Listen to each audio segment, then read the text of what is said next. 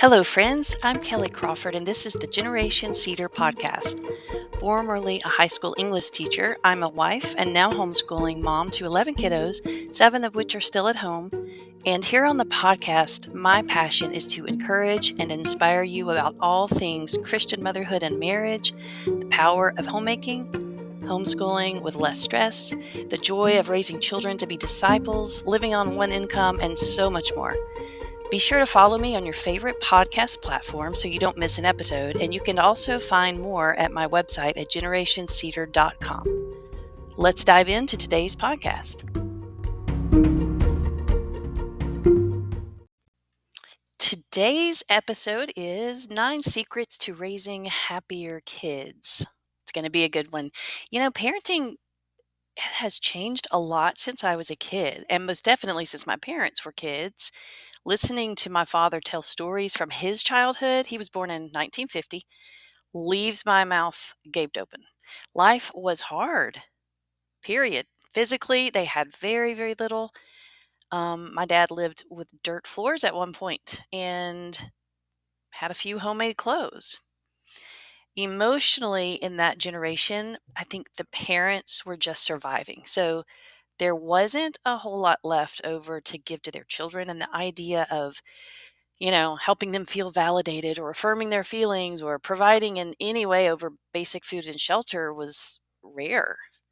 My grandfather made my 10-year-old father shoot his longed for and beloved horse when it broke its leg. 10 years old. They grew up on grit. And every time I hear a young adult begrudge his parents for some petty thing, which seems to be a fairly popular thing these days, imagined in his mind to be near abusive, I shake my head and think of my mom and dad, who are so well adjusted as adults with far greater contentment and sense of self worth than many teenagers have today, but underwent things I don't wish on my enemies. And while that was a bit random to talk about that, I do enjoy thinking of the paradox and how the ironies of these two situations play in. If you scroll the internet for ways to raise happy kids, you'll certainly find some helpful tips, but I wonder if some of them have backfired. Thinking again about my parents' generation, contrasted with today's, seeing that the level of discontentment, self-inflicted harm, in general, the level of unhappiness seems even higher now, despite prosperity and a heightened awareness of parenting techniques.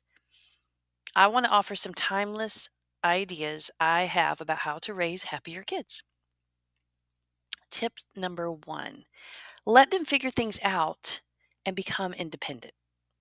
As kids grow older, I think they will either find a great sense of worth in being able to do things on their own and solve their own problems, or become frustrated if they can't.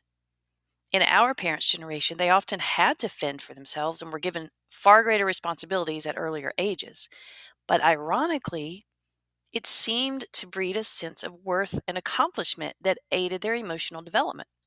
From a young age, when children are given appropriate challenges to figure out, they typically grow in independence and consequently contentment. Tip number 2, let them go without. The verdict is out simply. Kids who are given everything they want seem to become more discontent over time. If they get everything they desire, they tend to measure their happiness based on getting those things. And we all know the truth of that bottomless pit. Sometimes no is in order.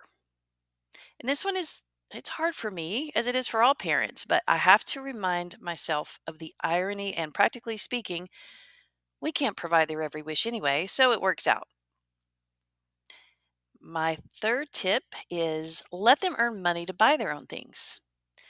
They not only appreciate them more, but it builds confidence in their ability to solve a practical problem and equips them for grown up life when we all realize that we actually do have to work for the things we want. It's just a good life lesson. It can be very disillusioning, I think, to young adults that enter a time in their lives when suddenly they have to pay for everything if they have not had that practice. throughout their earlier lives. Tip number 4, talk about our reasons for gratitude. I constantly remind my children about the need to consciously be thankful for things that are easy to take for granted. Lots of mornings I start the day, for example, discussing how a large percentage of the world's population doesn't enjoy the same freedoms, doesn't always have plenty to eat, doesn't always have a warm, cozy place to sleep, or some don't even have parents. I mean, the list goes on, but just a good reminder that we are very comfortable, most of us here in America, and we need to keep our perspective on so many things we have daily to be grateful for. Gratitude is huge, in my opinion. The 5th tip, work on keeping unity with your spouse. The stability of home life just has a huge impact on children. If they feel like mom and dad are okay, mostly the world is okay. So work on that. Work on the kindness and courtesy, and don't take your spouse for granted. 6th tip, help them see their worth in the qualities that matter. Praising them for their beauty or athletic ability, it's tempting and it's okay, but it's far better to point out what is inherently valuable about their character. Point out when you see kindness, humility, gratitude, those things that really matter. That's what they need to hear makes them special. Number 7, don't go overboard on the feelings. I feel like we have raised an overly sensitive generation where feelings are paramount. This seems to be one of the huge distinguishing factors from my parents' generation. Feelings are valid, but feelings do not need to rule us. Sometimes feelings just have to be pushed aside for the task at hand. Sometimes I have to suppress what I feel in order to treat a person the way God has asked me to treat them. Feelings can deceive, and feelings can exaggerate a situation. We need to find a good balance. Help our kids find that balance. Number 8, remind them that keeping the needs of others in front of them has great personal reward. Self-focus has a low return. True contentment comes from putting others first, just as God knew when He commanded that we do it, having our best interest in mind. I love that He tells us the things that are best for us. It's not just for others that He says, think of others first. It's every bit as much for us.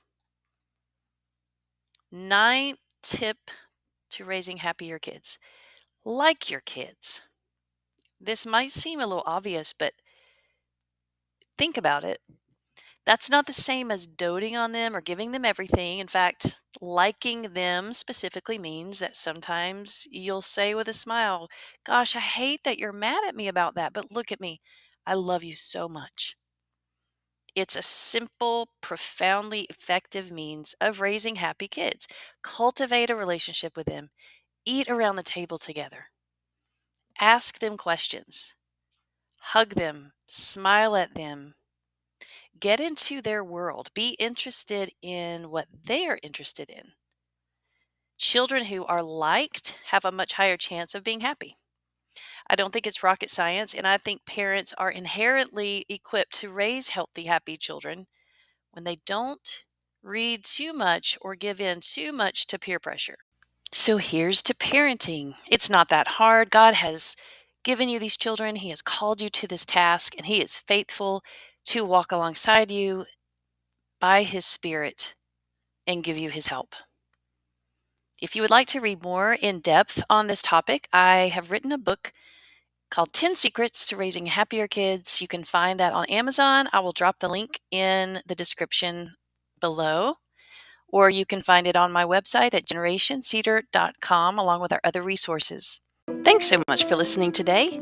Hey, I'd love to hear from you. You can contact me through my blog at generationcedar.com or catch me on Facebook or Instagram. Tell me what has helped you, tell me what you'd like to hear, or just tell me your story. Until next time.